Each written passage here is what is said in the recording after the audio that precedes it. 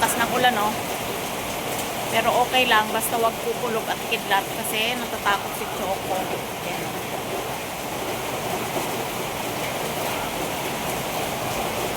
Aso ng kapitbahay natatakot sa lakas ng ulan. Ang dilim, oh. Ikaw talaga kumukulog-kulog na nga, lumalabas pa kayo. Pumasok kayo dito. Tatakot si Choco, oh. Tatakot si Choco sa kulog-kulog na yan. Okay lang naman na umulan, wag lang kukulog. Tuwan-tuwa yung mga tanim ko. Ano yon? Muulan dun eh. Babasa kayo dun sa may labahan. Dito kayo, hilig-hilig yung isuot ang ulo nyo dun sa mga butas. Pag kayo sumuot dun at hindi natanggal yung ulo-ulo mo haba, ako, ewan ko sa'yo, hindi kita kukunin. Hindi na atin kayang tibagin yung pader. Hilig-hilig nyo talagang tumambay doon.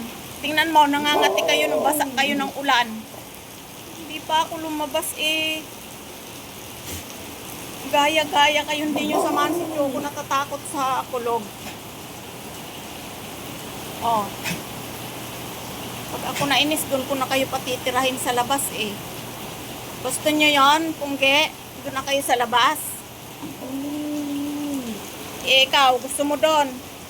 Kahit kumukulog nandun ka, sasagot-sagot ka pa. Wala sagot kang masyado. Muulan eh. Tinitingnan ko lang kung matutuyo yung mga basahan na inihian nyo. Nakasunod pala kayong lahat sa akin. Baba! Ba't kayo sumunod?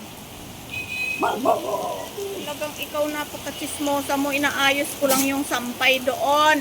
Nag-ayos ako ng sampay. Tim-tim, sawayin mo yung mga kapatid mo ha. Kulit. Ngayon, nandiyan kayong lahat. Basa kayo, diyan kayo uupo sa upuan. Kita mong umaambon kasi malakas ang hangin eh.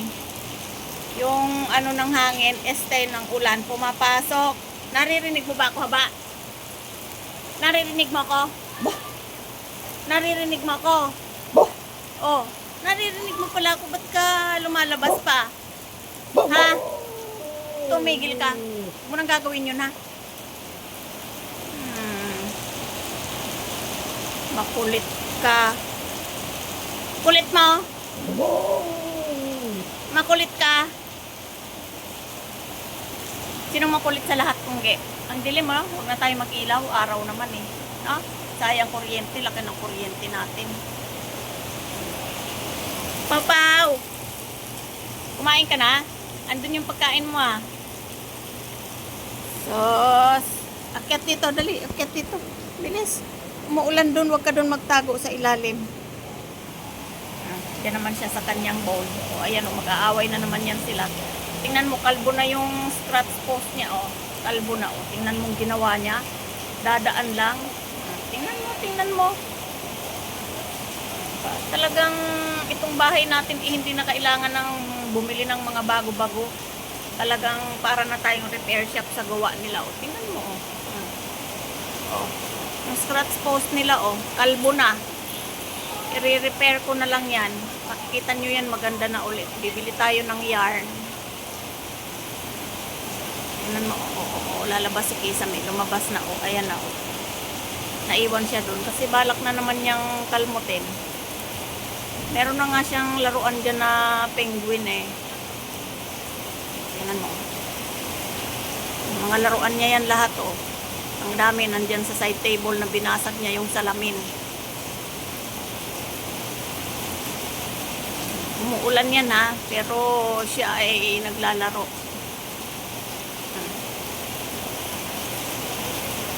Sige, gibain mo yan. Tutulog na siya.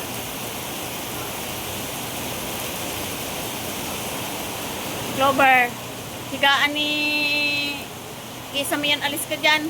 Higaan niya yan eh. Higaan niya yan. Yan si Siopaw.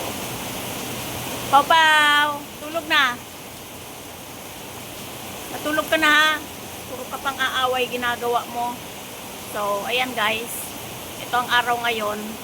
Ngayon ay Saturday, napakalakas ng ulan. Kaya minsan ako'y natatakot kapag kaganyang may kalamidad. Kasi, ito, tingnan mo, paano mo yan bibit-bitin ng mga yan sa dami niyang mga yan. Pero sa amin dito, awa ng Diyos, di naman talaga nagbabaha. Yun nga lang, siyempre hindi mo maiwasang kabahan. Pagka mga ganyang kalamidad, ay sa dami ng alaga ko, kaya pagka ganyang sobrang lakas ng hangin, nagdadasal-dasal na ako dahil siyempre, mahirap na. Ayaw ko ng ganyan. Lalo pag malakas ang bagyo guys, tapos kulog ng kulog. Tapos yung bubong namin, kahit na matibay yan, parang babubuhat, parang sumisipol ang hangin. Nakakatakot. Ayan o, kumukulog pa. Choco takot na naman. Ayan o, mabait talaga yan si Kisame sweet yan o. Talagang sila ni Clover ang mag-best friend. Kasi halos magkasing edad yan sila Sila ay 8 years old na. Yan. So, syempre, pag nag-alaga tayo, kahit anong pagod natin guys, aalagaan natin yan hanggat sila ay buhay. So, yun. Yun lang. Share ko lang. Ngayon ay maulan. Maulan, Isang. Uy, nakakatakot ang ulan. Ano, Isang? Nakakatakot naman. Hinabol na naman yan ni Siopaw. Kaya dyan na naman siyang mag-isa. Spot niya talaga yan Space niya yan. Share sila ni Clover. Ayan si Clover. Ayan ang... Bye-bye na. Bye-bye. Bye-bye po.